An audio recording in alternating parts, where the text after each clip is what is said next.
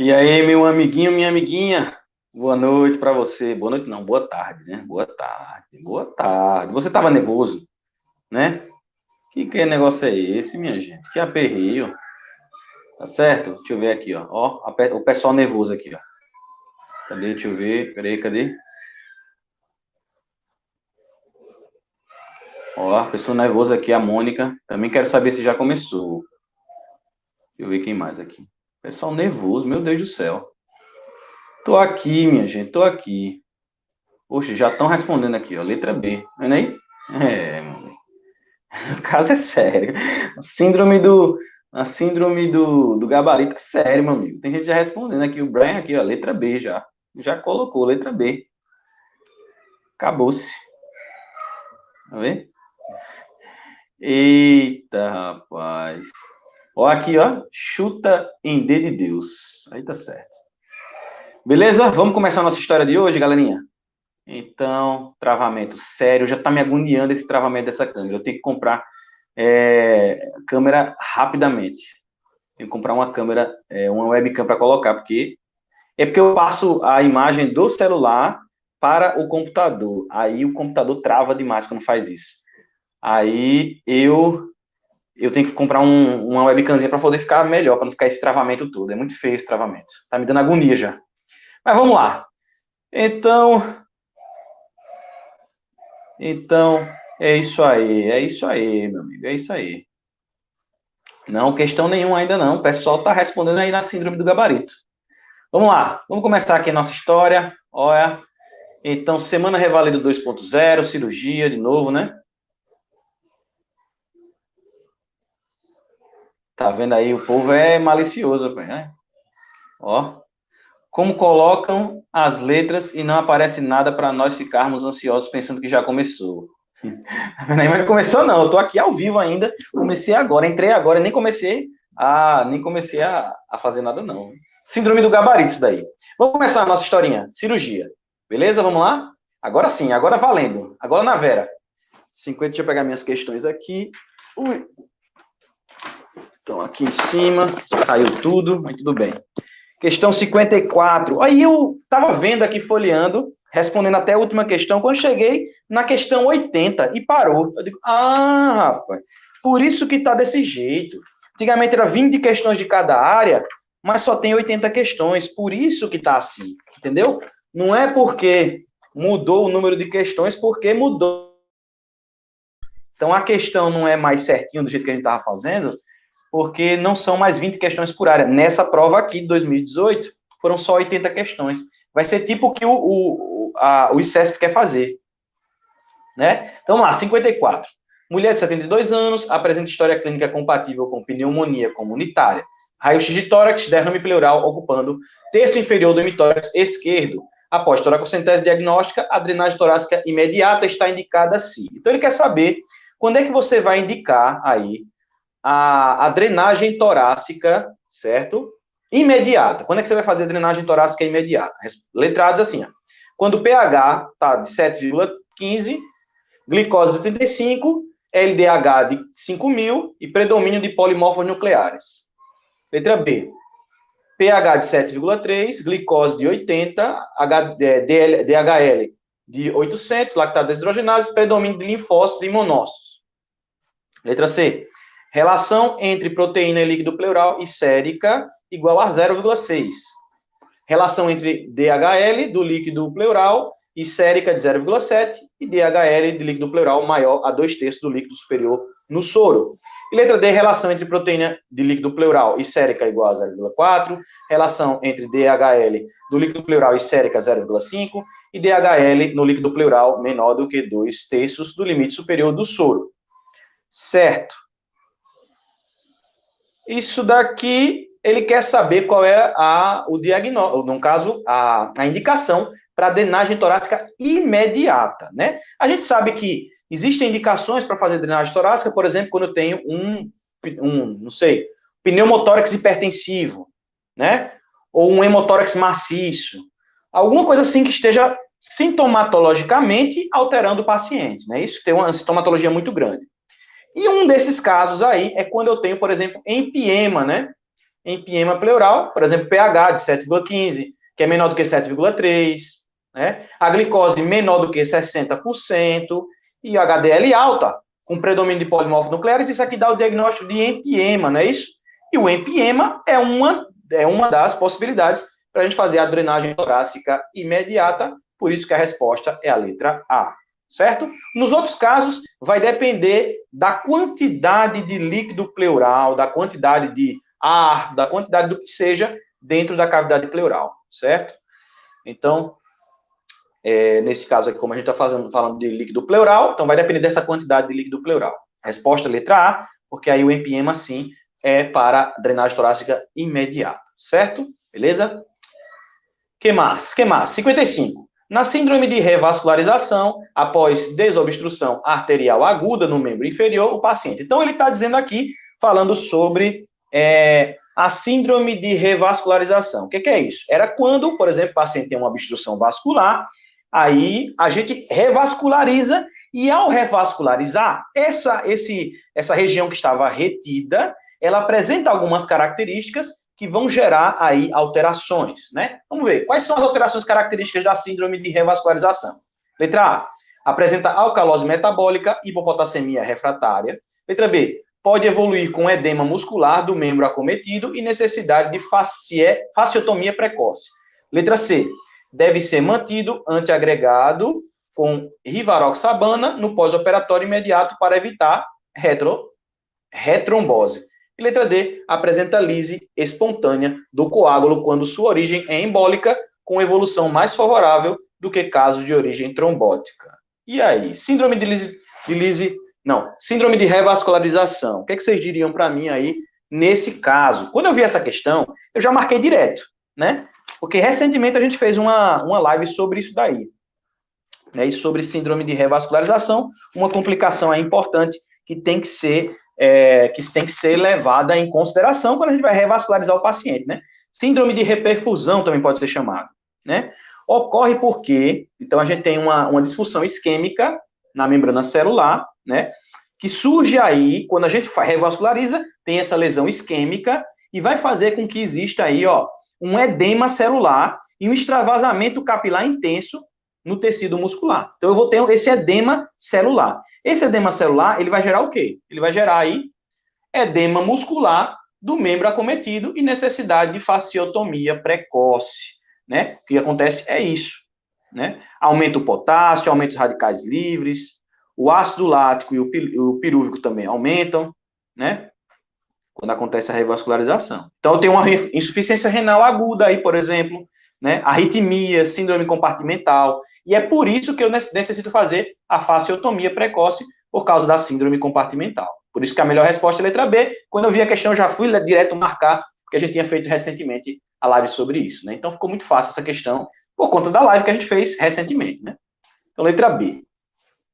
Beleza?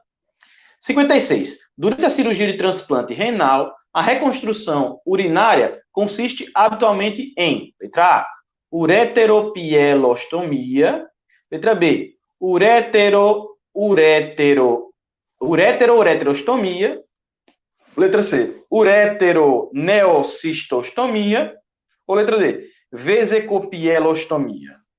Essa daqui, aí, não tem nem como a gente raciocinar. Simplesmente é uma questão de memória. Cirurgia que é feita é a ureteroneocistostomia, resposta letra C, mas aí é um dado alegórico. Nunca vão perguntar uma questão dessa assim no Revalida, tá?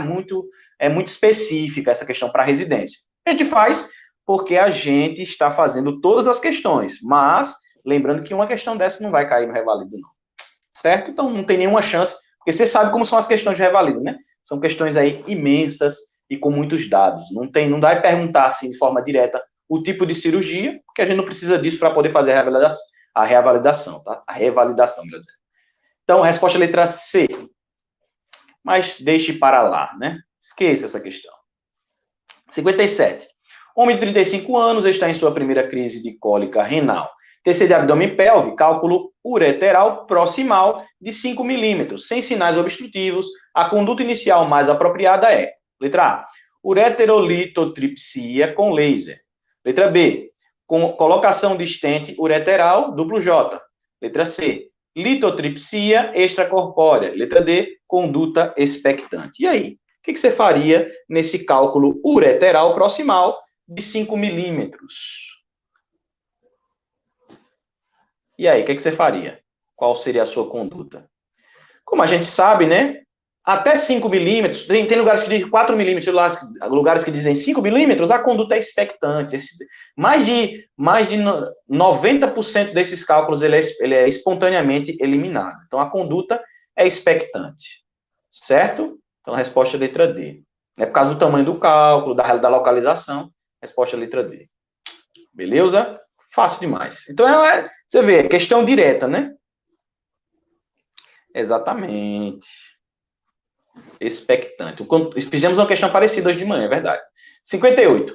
Ao solicitar um fio de sutura para tratar um ferimento em face lateral da perna, o auxiliar de sala apresenta-lhe duas opções disponíveis.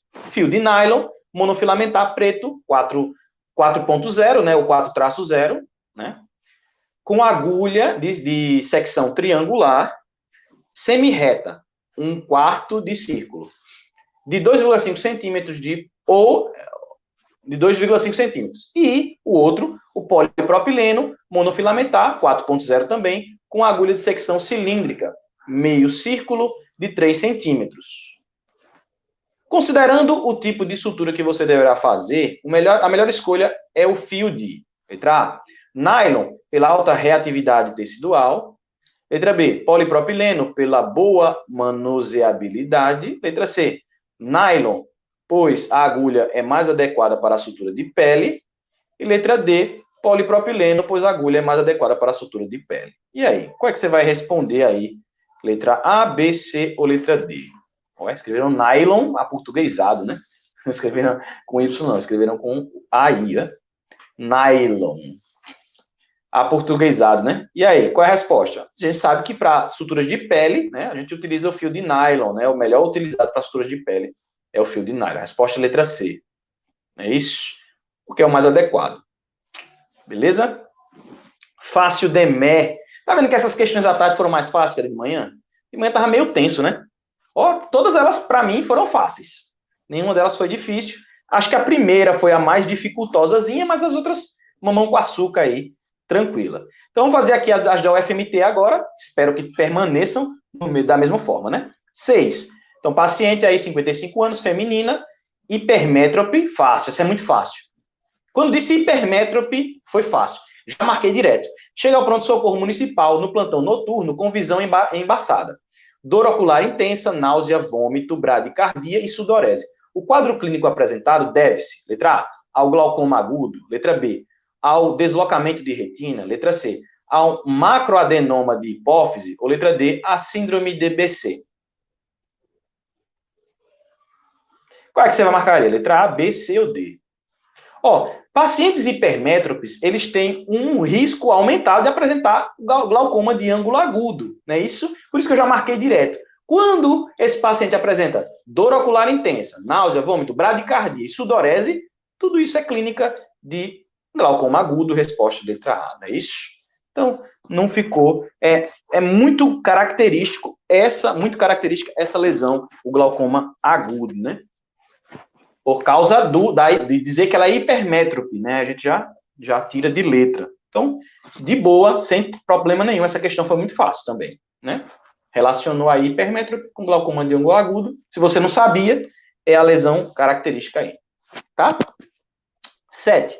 A epistaxe é considerada a emergência mais comum em otorrinolaringologia, ocorrendo pelo menos uma vez em até 60% da população. A maioria desses episódios é de intensidade leve e autolimitada. Sobre a epistaxe, assinale a alternativa correta. Letra A. Apresenta distribuição bimodal, sendo mais frequente em menores de 10 anos e em maiores de 45 anos.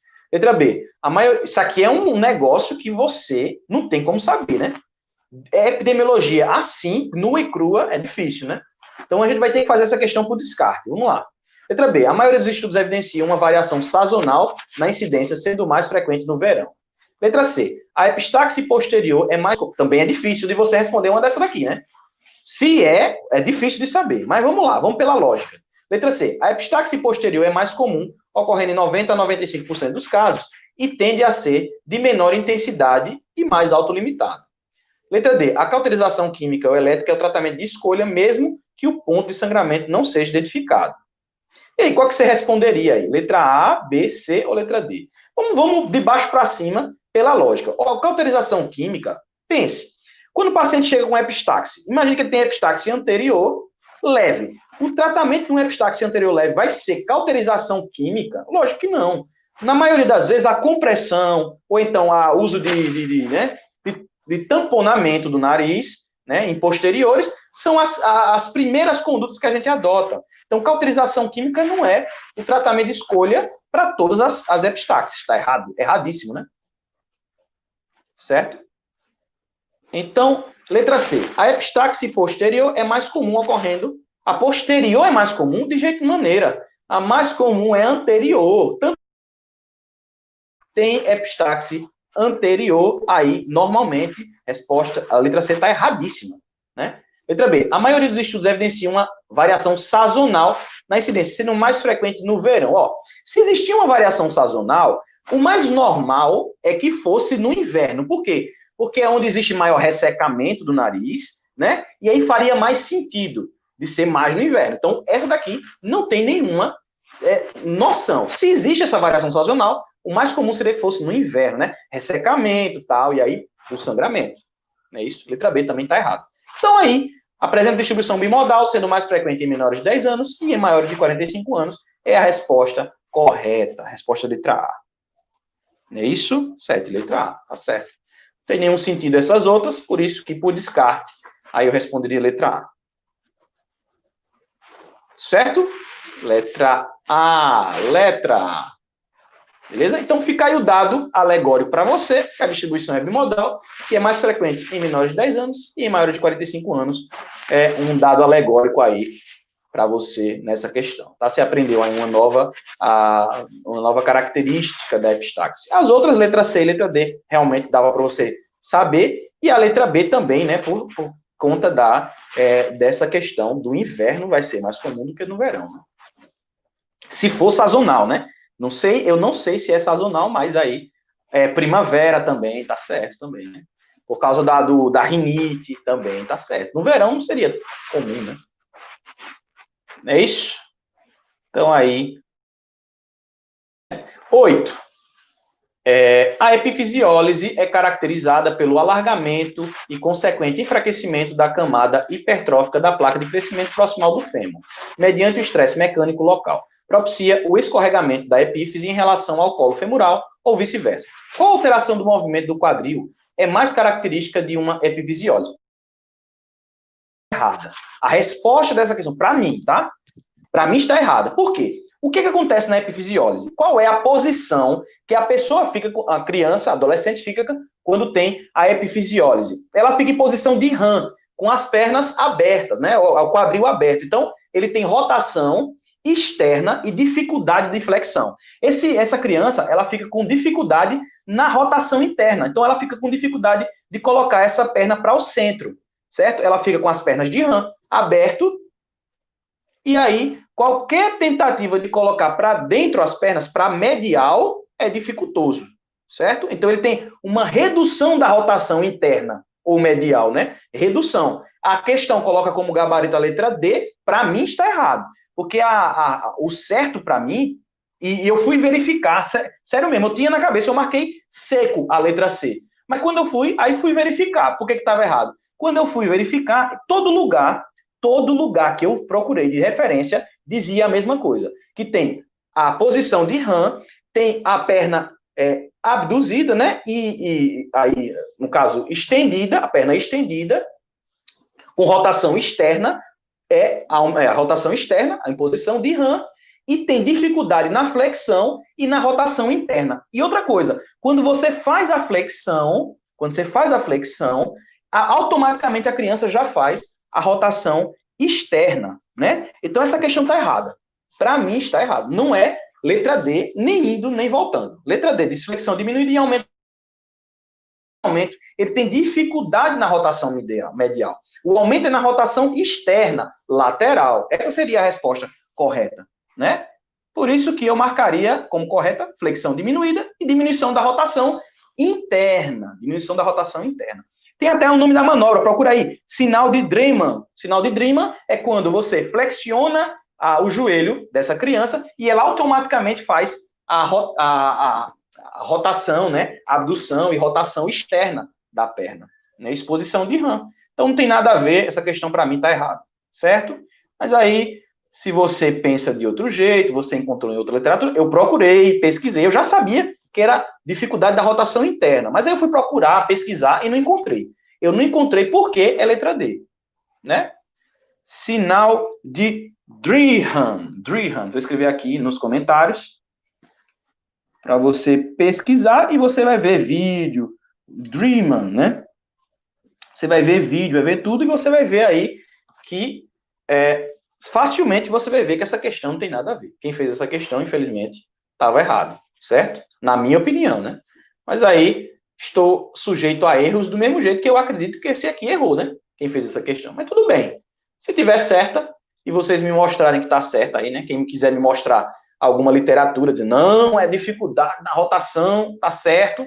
Aí eu vou fazer o quê? Vou aceitar, né? Mas, para mim, por onde eu pesquisei, tudo direitinho, não sou ortopedista, mas não é aumento da rotação medial. Ou ele tem aumento da rotação lateral, ou ele tem redução da rotação medial. Mas aqui está errado, letra D está errado, que foi dado como gabarito da questão. Né? Certo? Então aí eu justifiquei aí para você. Se eu tiver errado, me perdoe, mas é o que eu vi, né? Como o certo. Não estaria certo essa letra D. Certo? Minha crítica à letra D. 9 agora. Mas, logicamente, digo outra vez, se eu estiver errado na minha colocação, por favor, corrija. Vê lá, corrige, pesquise também, veja se eu estou errado, se eu estou certo, e vá pesquisar também. Do jeito que eu pesquisei, essa questão está errada. Certo? Vamos lá. Questão 9. Paciente do sexo feminino, 20 anos, chega ao consultório relatando que apresentou 6 episódios de infecção urinária no último ano. Concomitantemente, refere que apresentou dor suprapúbica, ardor a urinar, frequência urinária aumentada.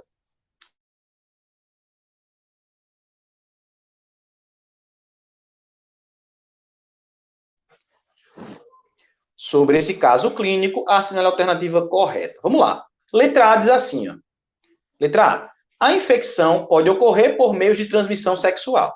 Letra B. O diagnóstico é confirmado pela análise da urina coletada a qualquer hora do dia. Letra C. As principais bactérias causadoras de infecção do trato urinário são Escherichia coli. E letra D. A febre e os calafrios devem estar presentes também. E aí, o que é que você marcaria aí? Letra A, B, C ou letra D?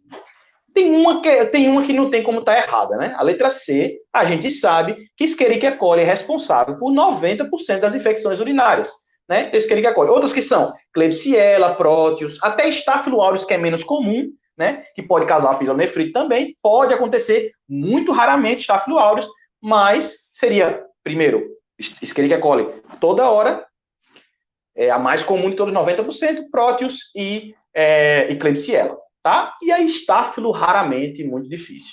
Então, letra C está certo. Agora, tem um negócio aqui que alguém poderia se confundir, né? Letra A diz assim, ó, a infecção pode ocorrer por meios de transmissão sexual.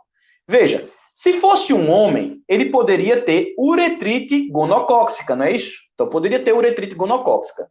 Que aí você poderia dizer, pode acender, não sei de quê, né? Mas numa mulher, não é comum que ela tenha uretrite gonocóxica. O que ela tem é cervicite, não é isso? Ela tem cervicite gonocóxica. Então, nesse caso, essa alternativa não seria correta. Não é isso? Melhor resposta, e a resposta correta é a letra C. E não tem, é inquestionável a letra C correta. Não é isso? Fácil de mé, meu amigo. Fácil de mé. Vamos lá. 10. Ó. Paciente do sexo masculino, 70 anos, chega ao pronto-socorro municipal após queda de uma escada. O mesmo encontra-se deitado em maca com colar cervical. Ao exame físico, pressão arterial de 170/80, frequência respiratória de 10, pulso de 68 e com pontuação na escala de Glasgow de 6. Ó, 6, necessita de menor de 8, intubação, acabou, sem história. Apresenta, e é mais com um traumatismo, Apresenta hematoma de couro cabeludo, pupila esquerda dilatada e sensação e sem reação à luz. Ó, sério. Também apresenta lesão cortante em membro superior direito. Assinale a sequência adequada para o tratamento correto. Vamos ver aqui, ó.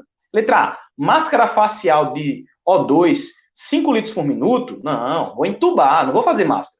Letra B, realizar intubação endotraqueal, gostei. Hidratação endovenosa, beleza. Solicitar tomografia computadorizada de cabeça e avaliação do neurologista. Perfeito. Nada a dizer, nada a declarar. Vamos ver as outras. Manter máscara facial? Aí não, né? Máscara facial não. Glasgow menor do que 8, eu intubo o paciente. Letra C está errado.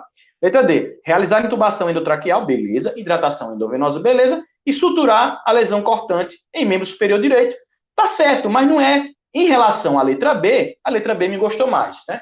Gostei mais da letra B do que da letra D, certo? Então, a resposta é a letra B, porque seria preferência fazer aí a tomografia, né, por causa do quadro clínico neurológico do paciente. É imperioso que nós façamos o mais rapidamente possível a tomografia. Agora, veja, também mal feita a questão, né? Se ele tivesse uma lesão que tivesse sangramento excessivo, né? Não sei, por exemplo, uma lesão cortante. Se ela tivesse pego uma artéria e o paciente estivesse perdendo sangue, aí já mudaria a história, né? Era uma lesão com iminente risco de morte. Aí, então, o tratamento seria outro, né? Então, ele não falou nada, resposta letra B. Certo? Então, disse uma lesão cortante. Vamos para o INEP agora, para você ficar feliz. Ó, tá vendo aí? Tá vendo aí que você viu que as questões foram fáceis? Tá vendo aí? Isso é só fácil. Até agora, mamão com açúcar, né? Mamão com açúcar, ou então, como era outro, banana com Nescau, né? Tudo filé demais. Então, meu amiguinho peregrino, começamos agora as nossas questões do INEP, que eu acho que nesse momento é o que vai aí, o que tem maior chance de revalidar, né? Que está com maior chance de a gente fazer o INEP. É isso, por isso vamos focar muito aí nas questions do INEP. Certo? Vamos lá para 78, que é uma questãozinha que a gente vai ver. Diz assim, ó, uma menina de 12 anos de idade foi atendida em um hospital de grande porte com trauma abdominal contuso devido à queda de bicicleta. Relata que o acidente ocorreu há 30 minutos e refere dor abdominal em na região umbilical e no flanco esquerdo, e palidez cutânea.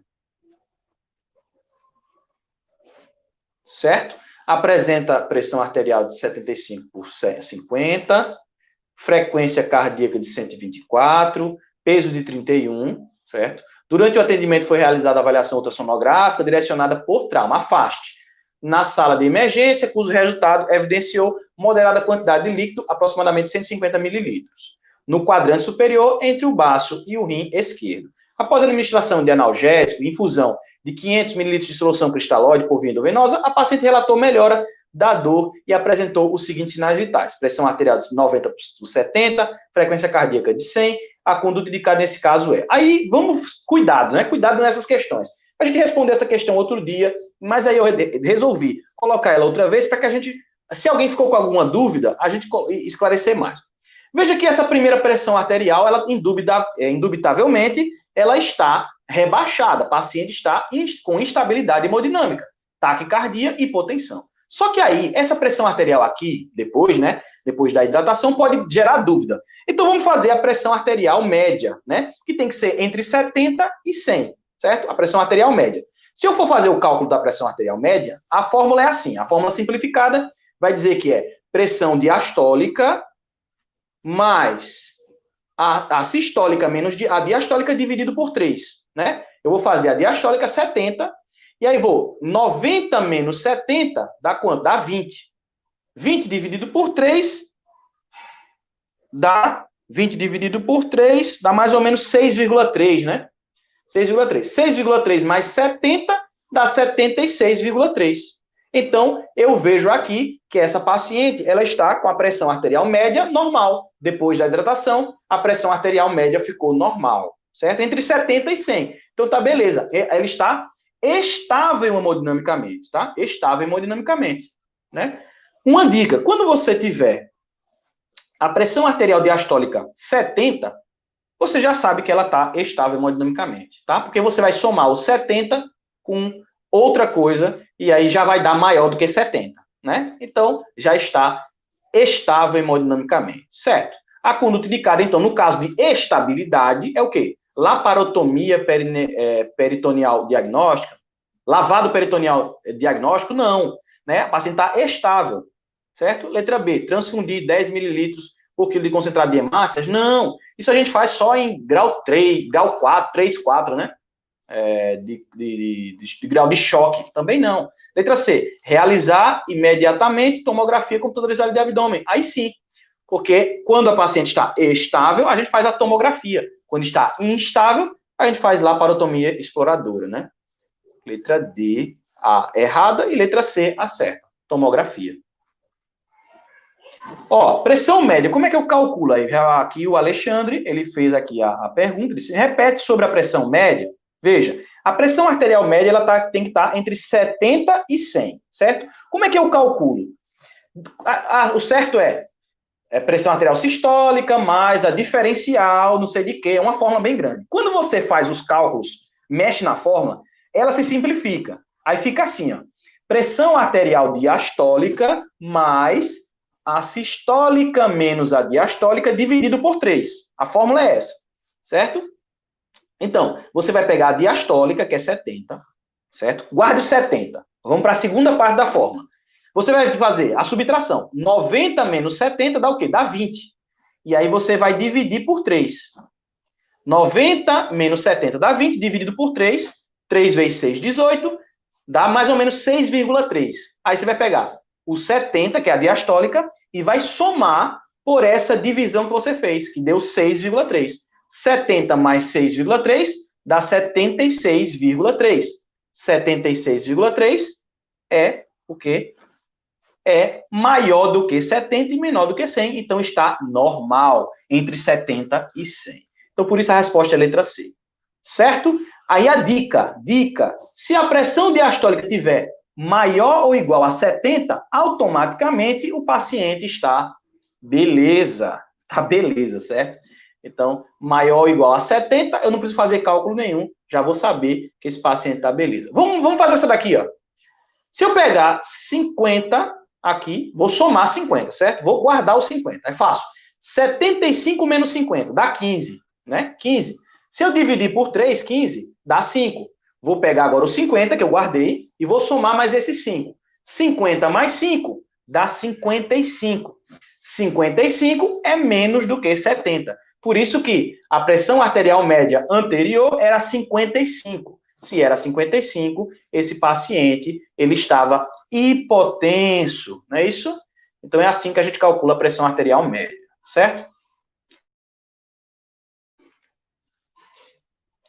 Certinho.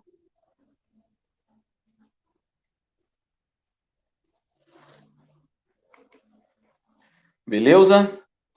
Pronto. Aí sim. Estava estável hemodinamicamente. 83. Um homem de 36 anos de idade, alcoolista crônico, ao ser atendido em um hospital, foi submetido à laparotomia exploradora em razão de úlcera gástrica pré-pilórica perfurada. Realizaram-se biópsia das bordas da úlcera, rafia da lesão e limpeza da cavidade. Foi iniciada antibiótico terapia com ciprofloxacina e metronidazol e reposição hidroeletrolítica adequada. No primeiro dia pós-operatório, evoluiu com taquicardia, frequência cardíaca de 123, associada à agitação psicomotora, confusão mental, tremores de extremidades e dor abdominal leve à palpação profunda. Nesse caso, a hipótese diagnóstica mais provável e a conduta indicada são: letra A, deiscência de gastrorrafia, realizar laparotomia exploradora imediata com antrectomia e vagotomia seletiva. Letra B, síndrome de abstinência alcoólica, administrar benzodiazepínicos, indicar reposição de tiamina e pactuar com o paciente e familiares, caso o paciente esteja de acordo, os cuidados para desintoxicação. Letra C, sepse abdominal, ampliar o espectro da antibiótico terapia e, caso não haja melhora em 24 horas, indicar uma laparotomia exploradora para limpeza e drenagem da cavidade abdominal. E letra D, pancreatite aguda alcoólica, indicar hidratação vigorosa, jejum oral e a realização de exames laboratoriais e tomografia computadorizada para avaliar e prognóstico. Veja que essa questão, naturalmente, ela se responde intuitivamente. Veja, o paciente teve uma úlcera, né? Paciente alcoolista crônico, certo? Alcoolista crônico teve essa úlcera. Fez uma cirurgia e aí estava em abstinência alcoólica, né? É alcoolista crônico. Não é em vão que ele fala isso. Alcoolista crônico. Aí ele fez. Quando fez, ó, veja, o cara teve agitação psicomotora, confusão mental e tremores de extremidades. E teve a dor abdominal. Dor abdominal é o menos importante aqui nessa questão, né? Disse agitação psicomotora, confusão mental e tremores de extremidades. Aí você vai pensar em deiscência da anastomose? Não. Onde é que eu vou ter tremores, confusão mental e agitação psicomotora na deiscência? Isso não acontece, né? Eu vou pensar em sepse. Até poderia desencadear um quadro de o quê? De delírio, né? A sepse, né? Mas se ele fez questão de dizer alcoolista crônico, o mais provável é que seja uma síndrome de abstinência alcoólica, não é isso? Letra B. Né? Pancreatite já viaja loucura total. Então, resposta é letra B, não é isso? Paciente com agitação psicomotora, confusão mental, tremores, tudo. Né? Se dissesse assim, perda de memória, né? Flutuante, tudo isso, aí você pensasse num delírio, aí você podia pensar que fosse uma sepse, mas não falou nem de febre, né? Não falou de febre, não falou de outras coisas que a gente teria que ter para sepse, não é isso? Não falou nada, não. Por isso eu vou pensar em síndrome de abstinência alcoólica. Beleza? Questão fácil, né? Questão fácil também. 87. Um homem com 36 anos de idade é atendido na unidade de pronto atendimento devido a um episódio de perda de sangue vermelho vivo por via anal, após evacuação. O paciente informa um aparecimento há cerca de 6 meses de uma tumoração em região anal após as evacuações, que melhora espontaneamente depois de aproximadamente 30 a 60 minutos, e episódios eventuais de raias de sangue nas fezes, dor e prurido anal discretos. Relata que seu hábito intestinal não apresentou alterações recentes e que evacua a cada 3 dias, em média. Nega emagrecimento, febre, astenia, tabagismo e informa uso social de bebida alcoólica. Submetido à inspeção, evidenciou-se anos de configuração anatômica, com contratilidade normal, ao toque retal. O paciente refere dor discreta, o tônus do esfíncter não apresenta alterações, sendo perceptível cordão varicoso único, com pequena massa indolor e endurecido na região posterior, estreitamento da luz e ausência de sangue em dedo de luva durante esse exame. Nesse caso, a hipótese diagnóstica mais provável e a conduta indicada são: letra A, neoplasia retal, realização de retossigmoidoscopia. Letra B, pólipo retal, internação do paciente, realização de colonoscopia. Letra C, doença hemorroidária, grau 2, prescrição de analgésicos, incremento na ingestão de fibras e banhos de assento em água morna. Letra D, fissura anal com subestenose retal, prescrição de analgésicos, agentes formadores de bolo fecal e banhos de assento com água morna. E aí? Qual que você responderia? Letra A, B, C ou letra D? Para dizer neoplasia retal, não diz que o paciente teve emagrecimento, não disse nada que mostrasse aí alteração significativa, que é para a gente poder pensar em neoplasia retal. Né? E no toque retal, ele não encontrou nada, uma lesão vegetativa, nem nada disso. Por isso que polipose retal também não mostrou nada para a gente que mostrasse que teria polipose retal. Né? Isso, a clínica não é compatível com isso. Fissura anal, então ele não fala de dor após a evacuação, cerca de 2 horas após, né? Não fala de nada disso. O que ele mostra é um quadro, aí, ó, por exemplo, o paciente também é alcoólatra também, né? Segundo aí que a gente viu. Cadê? Não é isso? Eu li, eu acho que era tabagi, nega fé, né? Ó, informa uso social de bebida alcoólica, não, né? Bebida alcoólica, não. A inspeção evidenciou anos de configuração anatômica, contratilidade normal. A contratilidade aumentada é característica também da fissura anal, né? Por isso que causa essas essa questão das fissuras, as fezes endurecidas passam ali, e tudo isso causa a fissura anal, que vai gerar uma dor após a evacuação. Então, esse quadro é um quadro característico de doença hemorroidária, grau 2, com prescrição de analgésicos, incremento da ingesta de fibras e banhos de assento em água morna. Também foi uma questão fácil também, né? Letra C, belezinha, sem problema nenhum. Todas as características, como a gente já viu em outras lives, né? A questão do tipo, aqui, por exemplo, tumoração em região anal, após as evacuações, que melhora espontaneamente depois de 30 a 60 minutos, não é isso?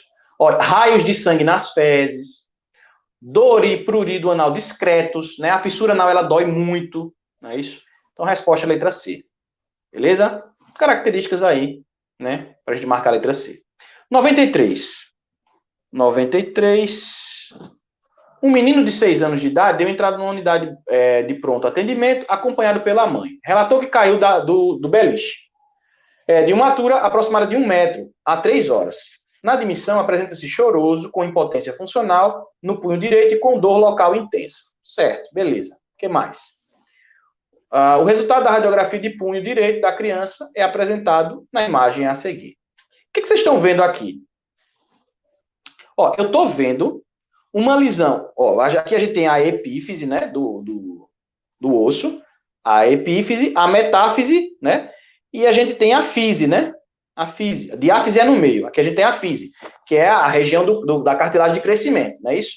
E eu vejo que isso aqui está meio deslocado, né? Está meio deslocado. E também vejo uma lesão triangular aqui, na parte da metáfise. O diagnóstico é a condução. Letra A. Fratura do rádio distal através da placa de crescimento e metáfise, poupando a epífise. Redução local fechada com colocação de gesso. Letra B. Fratura da urna distal através da placa de crescimento e metáfise, redução local fechada com colocação de gesso. Letra C. Fratura de rádio distal, acometendo a epífise, não acomete a epífise, né? Tá errado. Letra D. Fratura de urna distal através da placa de crescimento e metáfise. Redução aberta da lesão com colocação de fixação. Resposta letra A, né? Aquele osso é o rádio, né? Isso aqui é o rádio, né? Lesão distal do rádio, certo? Que pega tanto a placa de crescimento, como pega a metáfise e aquela produção daquela lesão triangular, né? A classe 1, grau 1, era o que pegava só a fise, o 2 aí pegava essa parte da metáfise, né? Resposta letra A. 98. Vamos lá, 98. Diz assim, Uma mulher de 45 anos de idade, sem comorbidades, foi submetida à colecistectomia videolaparoscópica eletiva para colelitíase. Porém, devido a aderências intraabdominais de uma cirurgia anterior, o procedimento foi convertido em atômico, que transcorreu sem incidentes. Dado que a cirurgia é considerada potencialmente contaminada, não foi realizada colangiografia intraoperatória, procedendo-se à antibiótico profilaxia com uma dose na indução anestésica. No terceiro dia do pós-operatório, a paciente recebeu alta hospitalar. Uma semana após a alta, retornou ao ambulatório de cirurgia, apresentando-se com bom estado geral, disposta, porém com quadro de dor, abaulamento e hiperemia da ferida operatória. O cirurgião assistente examinou a ferida e, após a retirada de um ponto de sutura, saída de moderada quantidade de material purulento. Com relação a esse caso, o médico, além de retirar os demais pontos da sutura, drenar e lavar a ferida operatória deve. Veja, só uma observação em relação a essa questão, né? Essa questão eu fiz já fiz ela lá no Instagram, e aconteceu um problema sério com essa questão, né? Algumas pessoas discutiram, tal, não sei de quê, a melhor conduta era essa, outra, a melhor conduta era essa, mas aí o negócio é o seguinte, aí eu fui pesquisar em relação à melhor conduta e ao protocolo feito aí, nesse caso aqui, isso aqui é a questão, né, da ferida operatória, né, a ferida operatória. Então, a gente tem aparecimento de pus nessa ferida operatória. O que acontece?